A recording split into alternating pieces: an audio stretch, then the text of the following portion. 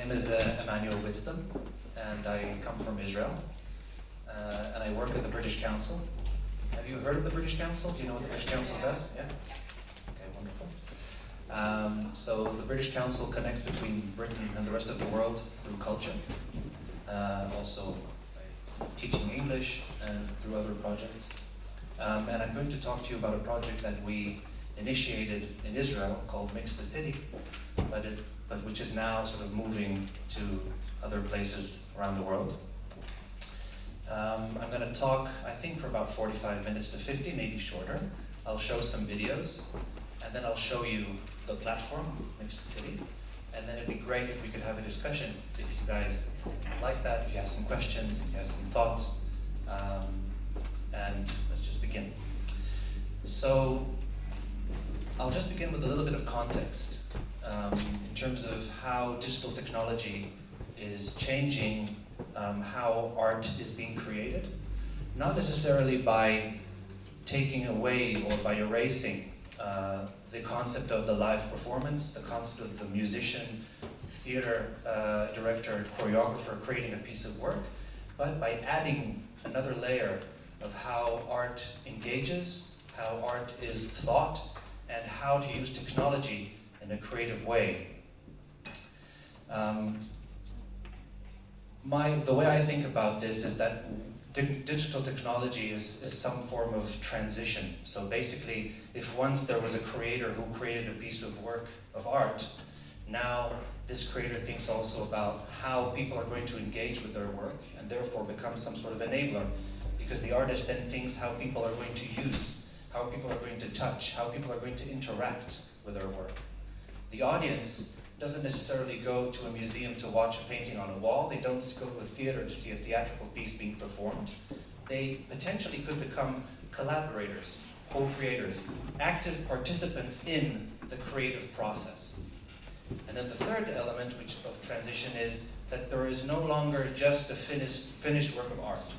So it's no longer the choreographer coming up with a piece of work, presenting that before an audience as the work. There is basically also the potential of something which is constantly organic, something that grows, something that is in dialogue or in some sort of conversation with the audience. Sorry about that.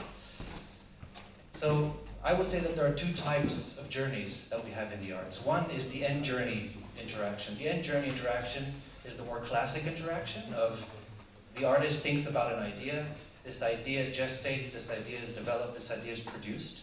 After this idea is ready, let's take again the idea of the choreographer, they come out from the studio with a finished work, they look for a venue to present that work, this work is presented before an audience, and then basically in some sort of way, the journey has ended. It either goes on tour or it comes back after some amount of time, but from the moment that the idea happens to the place where the audience interacts with it by viewership, that basically goes from A to Z, let's say. Digital interaction works more as a feedback loop interaction. The reason for this is, let's say for example, a choreographer thinks about a piece of work. This piece of work, let's say they want to use 12 dancers. They know that these 12 dancers would fit in a certain space. They would go to that certain space, and they would be limited by what the space has, or limited by, or basically tell the space what they need. In a feedback loop interaction, there's a constant dynamic element of how all the three parts that make up the artistic experience constantly feedback each other. So for example, if I'm an artist and I want to create an interactive digital piece, I have from the core moment to think, who is going to interact with my piece? Who am I talking to? What level of experience do they need? What level of technology do they need? Do they need, let's say, if we're in music, do they need to be professional musicians? Will they be afraid to touch what I create, etc.? Then the third thing is the platform. The platform is the technology ready for what I want to do? And if it's not ready and I need to invent it, what is the scalability potential of that technology? All of these three things constantly interact with each other before you even make the artistic expression. Okay? So let's just say that these three things are basically a dynamic thing, where it's not A to Z. Basically, the cycle constantly reacts to each other and therefore is dynamic. Now, when we were setting out to create Mix the City, we had some sort of inspirational frameworks that we were looking into to sort of figure out exactly. We had this idea that we wanted to create an interactive digital project, and then we were thinking to ourselves, okay, so what does that mean? How would we like to engage with people, and how would we like to do that while retaining the core concepts of what the British Council does? So the British Council connects between Britain and the world. The British Council connects between cultures. The British Council does that through creativity and the arts. So the first one was extending experience. So how could art, which is physical, be extended into digital without it becoming some sort of amplification, such as, oh no, this is a marketing tool. We wanted the core experience to remain artistic, blending between the physical and the digital. Another one is we wanted the audiences to become co-creators. We didn't want audiences to remain something which comes after the fact. We wanted them to be something which is integral to the creative process. And the third thing was we wanted to use cities as platforms for creativity. The thing was we wanted people to experience a culture in a more in-depth way than just by reading about it, for example. I'll always do this. So that's got to be the main element. So the first thing I'll show you is a small video from a Royal Shakespeare Company production called Midsummer Night Dreaming. And then I'll talk about that for a bit. Whoops.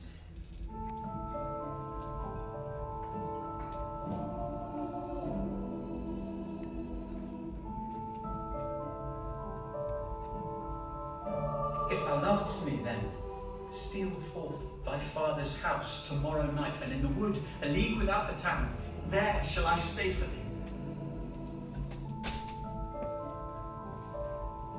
I will go tell him of fair Hermia's flight. Then to the wood he will tomorrow night pursue her. I know a bank where the wild thyme blows, where oxlips and the nodding violet grows.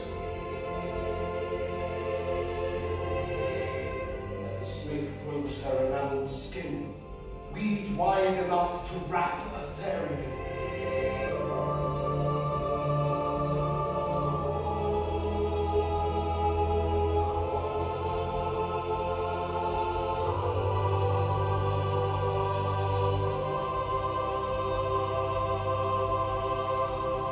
Shadows have offended.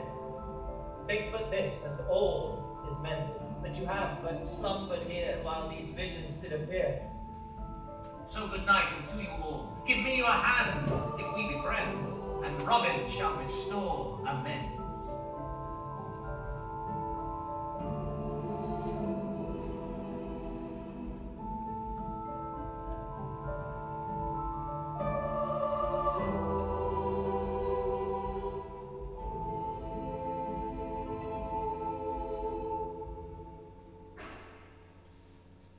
So this project, Midsummer Night Dreaming, the Royal Shakespeare Company that have been always experimenting with how to express theatre in the digital age and also how to reinvent themselves as a company that basically works mainly with one playwright, Shakespeare. They do the same play again and again and again and again. So how can you keep that content something which is alive for them and also with something that audiences can relate to across time? And so the first experiments that they did was it was a Romeo and Juliet production called Such Tweet Sorrow. And what they did was they basically took the whole play of Romeo and Juliet and put it on Twitter. And the idea was that they basically gave the characters Twitter handles, and they sort of acted the parts of Romeo and Juliet in a contemporary setting without the theater. So basically you just had to follow the Romeo, and then you basically read Romeo's life together with all the other characters, but in a real life situation on Twitter. That was the theatrical experience. This production, they partnered together with Google Creative Labs to create an immersive experience that combined between social media and the theatrical experience. So Midsummer Night happens across 3 days. What they did was the audiences experienced the play across 3 days at the times in which the scenes were happening. And all around that, I don't know how you guys experience TV today, But I, for example, when I look at something on TV, I always have my phone by me. If something, not by design, it just happens that way. If someone says something that's interesting for me while I watch TV, I look for that. So I can search Wikipedia, I can look on Google, just finding things that would add content to what I'm already seeing, etc. So what they were saying, well, why do we have to divorce this type of interaction that we have from the theater? So basically, if you go into a theater, everything shuts off. You can't use your phone, you can't talk. If you cough, people shush you, can't eat, all of these things. So they were saying, well, what happens if we allow that type of conversation to happen? So they basically created an entire social network through which people could communicate with each other. I don't know if you saw some of the questions that people were asking there. Some people were asking questions about the play, some people were just communicating with each other, some people were just sharing photographs. They also created the figure of Puck, who was one of the main figures of Midsummer Night, as a digital figure only. And so Puck was basically moderating the social media conversation that was happening in real time, but digitally. Okay? So this is an extended experience. It's basically saying we're retaining the concept of an artistic experience. You're seeing the play, you're physically with the actors, but it's also adding a digital element to that where it's sort of another element of experiencing the artistic project. Another element that we were looking at for inspiration was trying to transition from audience to co-creator. So I'm going to show you a small video and then I'll talk about that.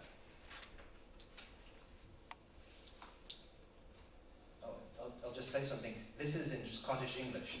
So the majority of people have presented this before. I didn't understand anything. So I just, we'll just figure it out. Okay?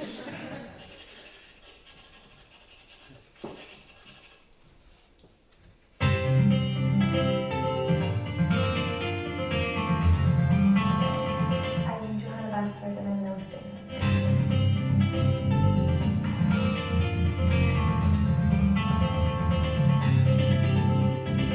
Fringe cover is going to be created using online media and crowdsourcing. So through Twitter, we'll be inviting the audience and the public to send in their ideas of the most unusual thing that they would like to see at the Fringe. Then I'll be going through all the suggestions and drawing the best ones. We're doing it live and streaming it over the internet, so anyone can log on and watch the creation as it happens. So you'll see all the initial pencil lines. Are you understanding what you say? Yeah, you are? Yeah. We'll talk about it later. Backing out and rubbing out, maybe all the bits that I wouldn't normally let people see. I have no idea how it's going to work out, what people are going to ask for. I'm really looking forward to seeing that final image and seeing what we all managed to create together in this collaborative process.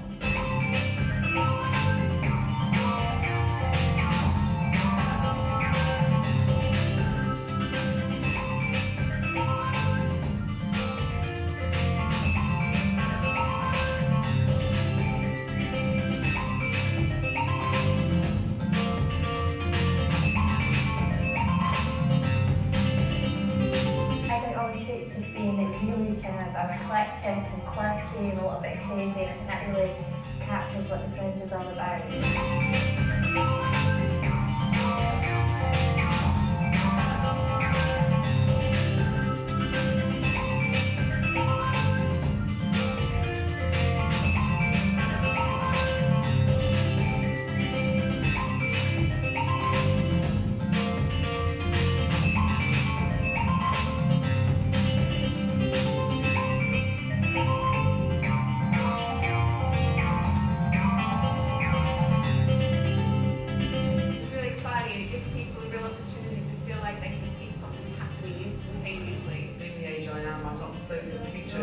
But I think it's great, it's kind of bringing unity and involvement.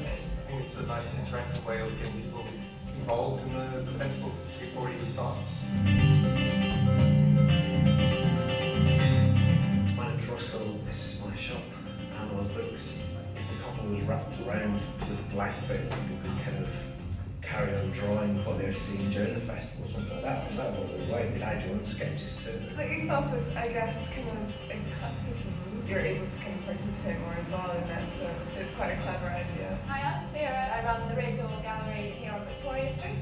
I couldn't think of a better idea for this year's Fringe cover, especially with regards to the technology it's using. People these days, I mean, we seem to have less and less time, and so when you're standing at the bus stop using your mobile to tweet something seems like the perfect idea. The 2 lots of 12 hours are finished. The canvas is full. All the selected tweets have now been drawn and are inked up, and the canvas is all completely covered and finished.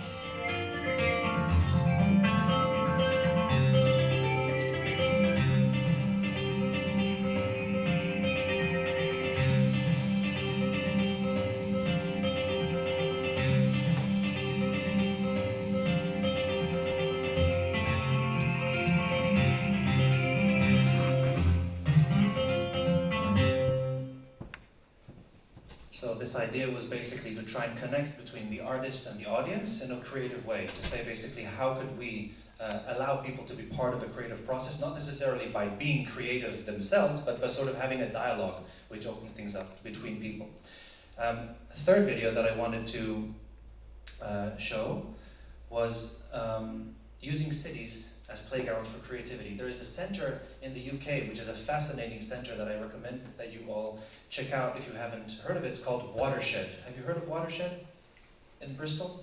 Watershed, and they have a centre there called Pervasive Media Studios. This is a wonderful, wonderful, wonderful digital media and art centre, and they came up with an idea, I think 4 years ago, for a festival called Playable Cities. And their idea basically is that if we had in the late 90s, have you all heard of the concept of the creative city? So the creative city basically talks about the idea that gradually our economy is shifting from sort of a production or product related economy to an idea creative driven economy. And the Richard Florida, he wrote a wonderful book called The Rise of the Creative Class. I recommend that you read it. It's a really wonderful book. Anyway, so the 90s were about the creative class and the creative city. Early 21st century is about the smart city. So our being able to connect with either devices or the city through Wi-Fi or through web technology. Basically what they're saying now is the next step is how can we engage with cities in a playful way? How can we engage with our city in an active way where it's not the city and us, it's basically everything can become meshed together. So the first project that got an award at the Playable City Award is this project, the Hello Lamppost project.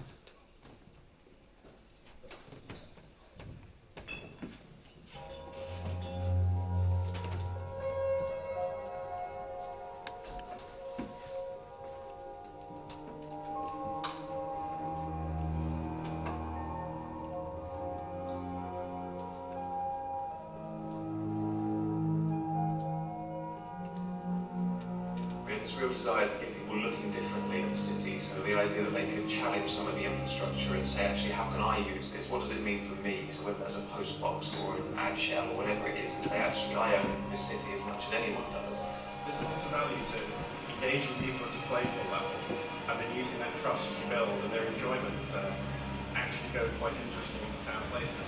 Hello Lamppost is our project around using SMS for people to communicate using the objects in the city. So that means using the codes that are found on all kinds of objects like postboxes and lampposts as a way of collecting and sharing stories. The city is kind of like a map of memories, or it's like a geographic diary that you can stroll through. We had the idea before we knew what we were going to use to make the idea come to life. All these things that you're passing by every day and take for granted. Hello Lamppost is a nice way to see these things in a different light. There's real value to light, charming, friendly products and objects and artworks because they actually disarm people a bit.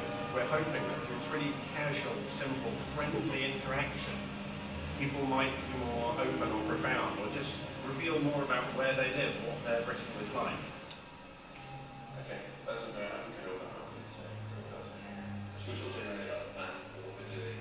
There's been quite a lot of interesting challenges that have come up whilst we've been working on the projects. A big part of that has been seeing how people react to the different systems we use. So we've had a very iterative approach. We'll try something out and we'll play test it. The Watershed have been really good at helping us to play test things. And then people's responses have normally been quite strong and they'll think that we should do things in a certain way. So we take that feedback on board and come back and presented to them.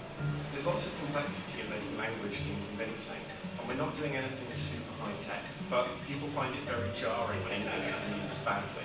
So just making sure that all the writing and then all the logic that determines how the sentences the objects say are constructed just never feels wrong. The codes on objects let us connect people's conversations in the city. So that's the idea that someone talking to a specific object, we know where they are in the city because they could only know that code by being there next to that object. So that when someone else comes and talks to it, we know that they're talking to the same object too. So we can make sure that people are having conversations in location. We wanted to create a project that uses a technology which is accessible to everyone. Something that becomes part of your daily life. We've had a really good response so far. People have been enjoying it, playing around with it. People have been using it fairly constantly. We always seem to have 2 or 3 conversations on the go at any one time.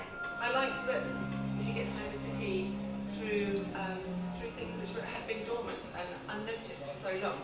And intrigued to see if people start to talk about stories that have happened not just today, but in times gone by. The city is such a wonderful place to talk about experience. So much goes on there. So many memories are kind of linked to place in the city anyway. So for us, it was kind of the perfect place to explore some of those issues in a bigger scale with the support and with the kind of knowledge that people at Watership can give us as well. I like the idea of somebody smiling at something someone else has said, or seeing a different perspective on a place they visit every day. Those are actually probably the most satisfying things, and they're tiny, and we don't necessarily get to see them. But I think that's okay. I'd really like people to just take a smile on the inside about them. That would be good.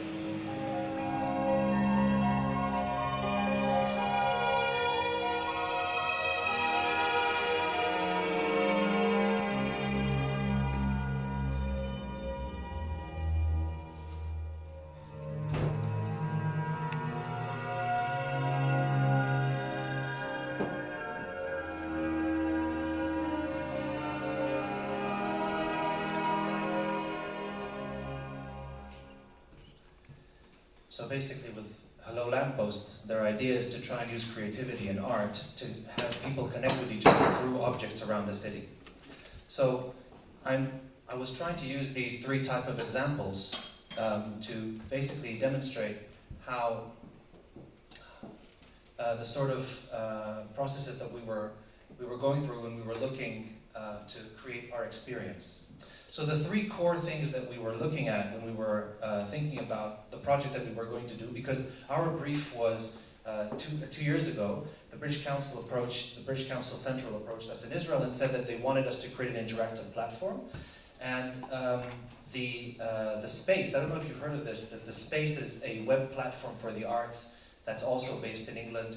And it's a wonderful place also to see arts that's showcased. And also there are many calls for proposals for artists who want to create projects. So it was a co-commission between the British Council and the Space. And the British Council said they wanted us to create an interactive digital project. The Space said that it has to relate to something that has to do with Israel. So these were the 2 basic things that we got. So the first thing that we decided to do was that we wanted to create an active platform. We wanted people to do something. We didn't want people just to watch. We didn't want people to access something through a device and then just watch it. We wanted people to do something. The second thing, which was very important for us, we didn't want people to do something that was like a game. We wanted them to be creative and to do something which is artistic and had a result. And then the third thing, which was important for us to try and figure out how to do, was that we wanted to give people a sense of agency. Now, a sense of agency is sort of like, it could be a slippery slope, because you wanted to give people the opportunity to fail, or to create something which they're not satisfied with. But you didn't want people to, by doing that, leave the platform. So you wanted to try and connect between all of these things in a way that people have agency, but they don't feel that they've lost touch with what they're doing or that they've failed too much. Another thing that was very, very important for us was that we wanted to do this and for it to live on social media. We wanted it to live in the internet, and we wanted it to live on social media. So we wanted from the beginning to connect between the artist, the platform, the content, and the audience or the co-creator, and for all of this content to then live on social media. So we didn't want to create something like Ableton Live, for example, where you had to create separate software. We didn't want to create something where people could only experience it within a closed environment, and then if they wanted to talk about it, they would have to go out of that environment to talk about it. We wanted to create something that we knew at the core would already live in social media. The reason for that is because we wanted to join a conversation. We wanted to mix the city, or the product that we were developing, to be something that could organically move into other conversations and then return organically to our platform. Okay, we didn't want people to have to go through a lot of hurdles in order to talk about what we're doing. Incredible. So the beginnings of the project was, first of all, we wanted to make something around music. We knew that a lot of people the three main drivers of how people related to art on the internet is through music, video, or images. We wanted to work with music. The second thing is we wanted to connect people. We wanted people to feel that either they connect with the work of art or that they connect to other people. Third thing is that we wanted people to discover cities. We wanted people to discover cultures. We wanted people to learn about a culture through creating music. And the fourth thing, we wanted people to be able to share that with friends. So I'll show you a small video of where this idea then evolved. Have you guys heard of an Israeli artist called Kutiman? No? He created in 2009 a YouTube clip called Through You. In this clip, he basically took snippets of random YouTube music uploads and created a song out of these musicians. This was the first time that someone had used YouTube as an active platform. So not a platform to watch, but a platform to use as a sample base to create your own music. In 2009, when this was released, Time magazine called it one of the 50 most important inventions of 2009. And from then, Kutiman began to actually then create Through City videos, where he recorded different musicians from a city and made a clip out of them. So Kutiman is Israeli, he and I are friends. I'll just show you a small snippet of his Through Jerusalem film.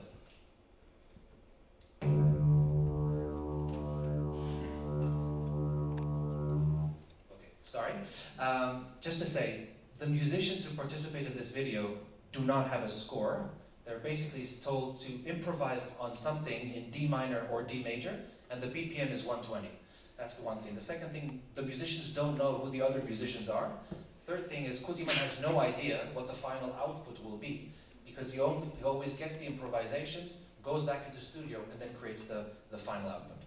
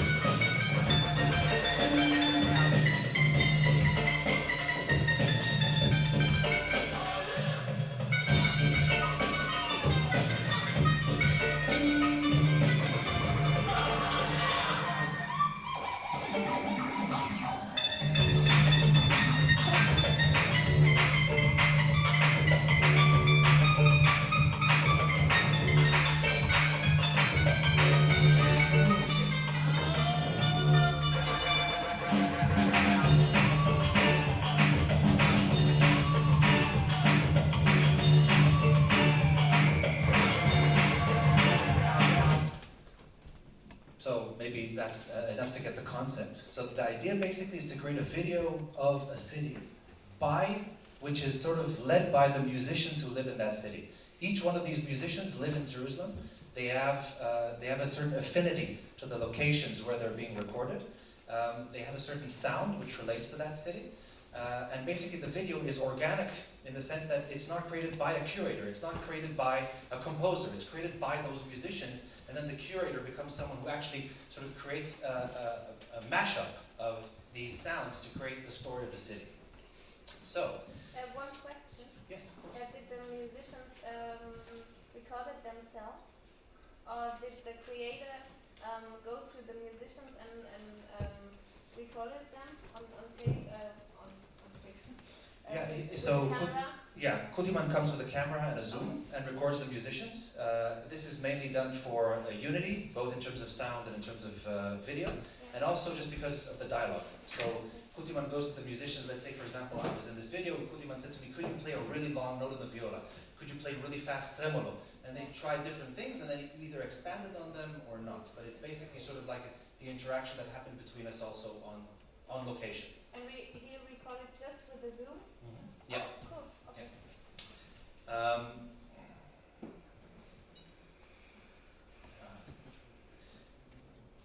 So then after this, the brief, I'll just go back, our brief was once again to create an interactive platform, and it had to do something related to Israel. So I came to Kutiman and I said to him, okay, well, you've been creating these through music videos.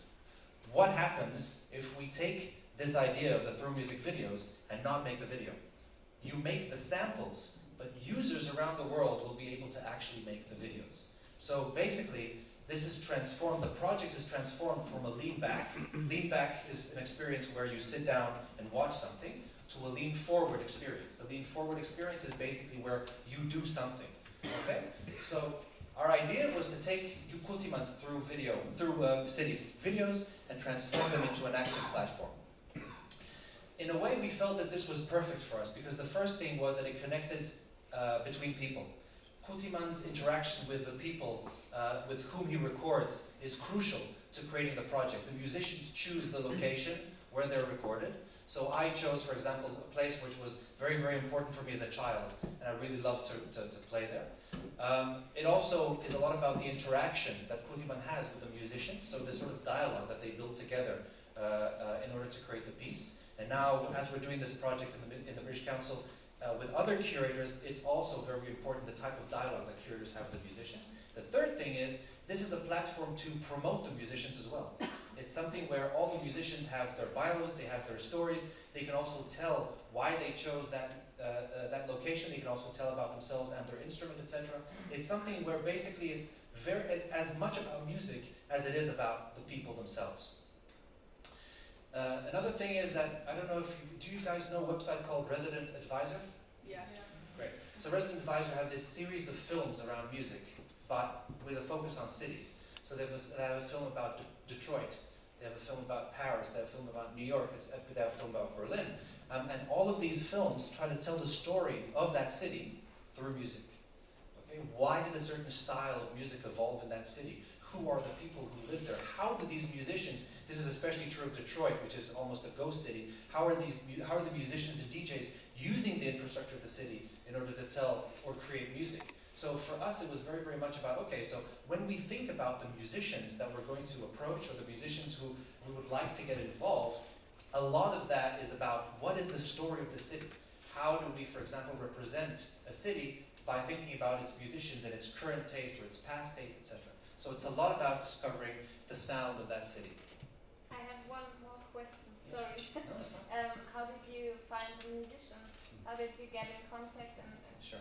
So there are three ways that we search for musicians. One is that we create a huge database together with local partners. I'll give you an example from Istanbul, where we did this project, where we had an artistic consultant who is the director of the jazz festival, and then we created a huge panel of label owners, producers, curators, etc., who recommended artists to us. And we had a very, very exhaustive list. And then we sent that to the curator. In this case, it was Kutiman. And then we had a huge discussion. between them, between us, and between Kutiman to figure out who we'd like to have. The next step that we would like to do is actually call out to the city or call out to people living in a certain city, asking them also to recommend musicians. So there will be an even more democratic way of how this, actually expresses itself. But the idea is to try to find the musicians through a dialogue, which is both local and also artistic. So we had the idea. Kutiman agreed, everything was very, very nice. Then we realized that it's impossible to make. So we reached the three main hurdles of making the platform. One was the interface challenge. How do we create something which is easy to access and not frightening to use? The second thing is, it was very important for me that this product worked on mobile. A lot of people go into the internet on the fly or on the go, so it has to work on mobile because they could use it on desktop, but that doesn't mean that they would be able to use it on mobile. If they use it on mobile, they'll definitely be able to use it on desktop. So we knew that that was going to be a major hurdle that we're going to face. And the third thing was the make and share challenge. So how do you create a video and then share that video?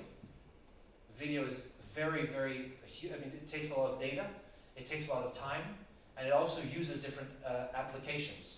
How do we make and share this in a very easy way? So the first challenge that we faced was do you know what this is? Have you seen this interface before?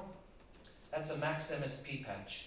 Max MSP is a software for electronic music composers. It was developed at IRCAM in Paris in the 90s.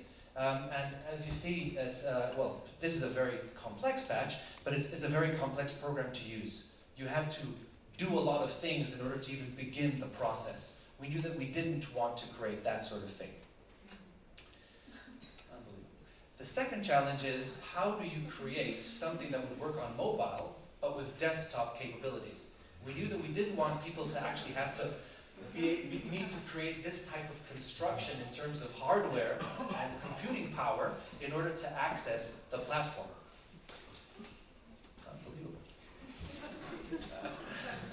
And then the third challenge was, how do you create an instant render and share capability?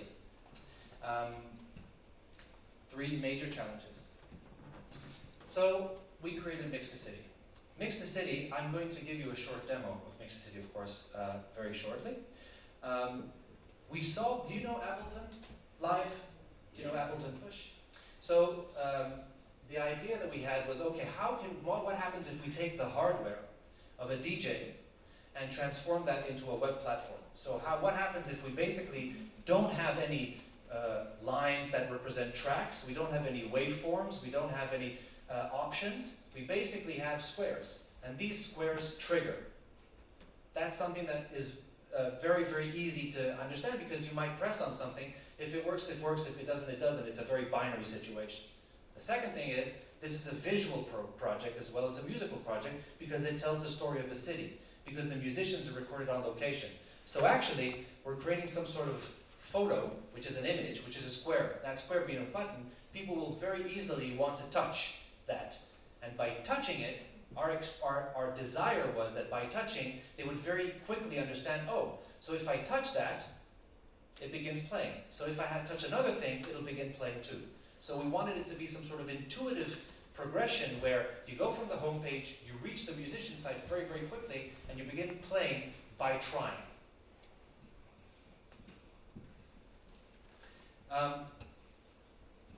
Thank God for us, the time that we were developing Mix the City, I don't know, do you guys know what HTML5 is? So HTML4 is basically a platform to deliver content. HTML5 is a platform for content to interact, for people to be able to use the platform to share, to create, to do. So in HTML5, web audio video allowed us to actually create the musical and visual options that allowed us to sync between samples and also to loop samples. Okay, because one thing we didn't want to have is if someone presses a button, and if they then press the button at let's say on 3, and this is in 4, and the sample's triggered, everything goes bad. I mean, the samples all of a sudden don't work anymore. I don't know if you used Ableton Live in a live situation, you can trigger things that they will, no matter when you press, they will press after a cycle of 2 or 4 or 8. So the same thing was what we wanted to create here. The second thing was we wanted things to loop. So if you press on one sample, it's 4 seconds long, and then you have to keep pressing it for it to work, you'll lose attention really, really quickly. So we wanted these two options to work very, very easily. The second challenge that we faced was the mobile challenge. So the mobile challenge was this. The mobile technology wasn't advanced enough in order to create a very complex user experience in terms of music. We realized very quickly that we basically could only have 12 musicians on the page before it becomes either too small for people to be able to press on or too difficult for the hardware to be able to deal with. So that's one thing. We knew that we needed to be able to create 12 musicians or 24 samples that would work simultaneously. The problem is, have you guys opened videos on mobile? What happens when you open a video on mobile? You wait. That's true, but an additional thing happens. It asks you if you want to open the video in a native app. So do you want me to open this on YouTube? Do you want me to open this on Vimeo, etc.? So if you press on a video, you leave Mix the City. First thing, you left Mix the City. If you left Mix the City, there's a very strong opportunity that you're not going to come back to Mix the City. The second thing, you're running one video. You're not running 12. So what we did was we actually tricked Safari, Chrome, Firefox by basically splicing down the videos into very small GIFs. And these GIFs can work simultaneously. So we're actually creating the impression of running 24 videos simultaneously when we're actually... So basically what we were doing is trying to fool the browser to say, oh, he's not running a video. It's absolutely fine. The third challenge that we faced was the make and share challenge. So what happens if you download a video on mobile? First of all, usually it doesn't allow you to download a video on mobile. The second thing is it takes a lot of time, it takes a lot of data, and then the problem is if you want to upload it somewhere else, either you can't, or it takes a lot of time, or you have to leave the platform. So we said, well, how can, and we really wanted people to be able to create something and then be able to share that with their friends, because we knew that that would create the amplification that not only requires us to do something, okay, not only be the drivers. So what we did was, once again, we sort of tricked the software. What we did was, people are not making their own videos, but the software is memorizing the keystrokes. I don't know I'll show this to you later, but actually when you press on Mix the City, you have a QWERTY option that only use the keyboard of your computer, or the same thing with tablet and mobile. So basically what happens is the software is memorizing which key you pressed and at what time. And then what happens, you get the final output of your video as a link. That link is not downloadable, it's only shareable. So we said we'd rather have the option that people are able to share with their friends than an option for people to download the video and then share it with their friends. First of all, because people won't do that. Second of all, those who do that are not worth the investment of making that sort of capability happen. And the third thing is we wanted it to work very fast, potentially. So that's how we solved these three problems. The last thing that we realized is that we figured out that we had a scalable platform. The platform works very easily in terms of the technology. The technology is something that we have. Music is something that is global. There are many, many cities around the world. So by having done Tel Aviv, we can also do other cities as well. So we launched Istanbul in March. We launched the Balkans as 6 countries and 8 cities. And we launched Moscow this July. We're going to be launching Mannheim and Hamburg in September. And we're going to do mixes in India in the future. So the idea basically is that we realize that we have a platform that can move ahead from telling one story to telling multiple stories. Maybe what I can do now, if you want, is I can show you Mix the City. So we have 4 cities. Which city would you like me to show you? We have The Balkans. Okay, show of hands. Tel Aviv. Okay, Istanbul. Wow. The Balkans. Okay, Moscow. I think that was the Balkans. Worst case, we'll just go to Istanbul in a second. So this is the Balkans. As you see, we have a homepage that adapts itself to the time of day that we're seeing this. Then basically you have either an option to, this is very wide, so watch Ghost Poet's mix. Ghost Poet, I don't know if you know him, he's a UK electronic producer. He was the curator, or Make Music. Let's just go into Make Music. Once you press on Make Music, we wanted people to have very, very easy access to making music. So we didn't want people to have to go through manuals or explanations, etc. And you see the QWERTY. By the way, all of you, if you go to mixd.com on your phones afterwards, it'd be great if you could all make a mix. But just so you know, it works as well on desktop as it does on mobile. So I'll just make you a short mix just to demonstrate what we're talking about. Each musician, you see that there are these two circles above a musician. That means that this is first sample and second sample.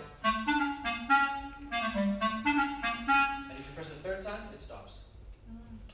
Below we have an effect, which is like a flanger. We have clear, which basically means that you stop all the musicians, and you have the record, which allows you to record. So let's say, for example, we just begin. Get a volunteer from the audience. Oh yeah, get a volunteer from the audience. Who said that? You're the volunteer. Come.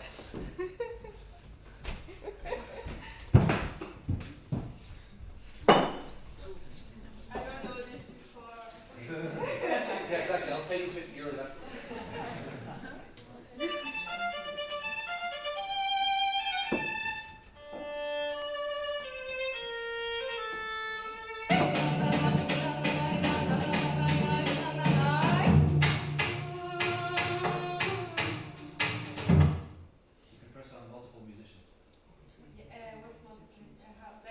Like together or? Yeah, together and or one after another. Okay, let's just record it. Sure.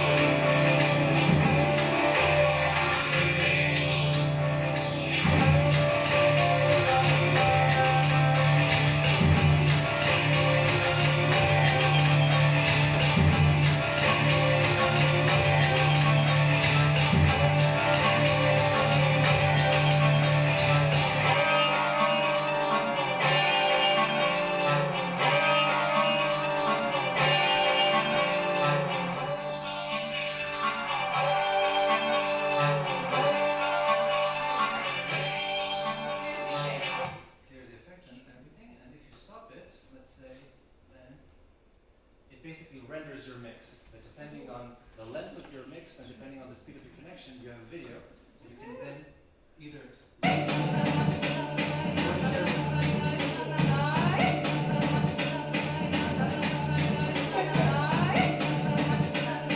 you have also added videos of the city.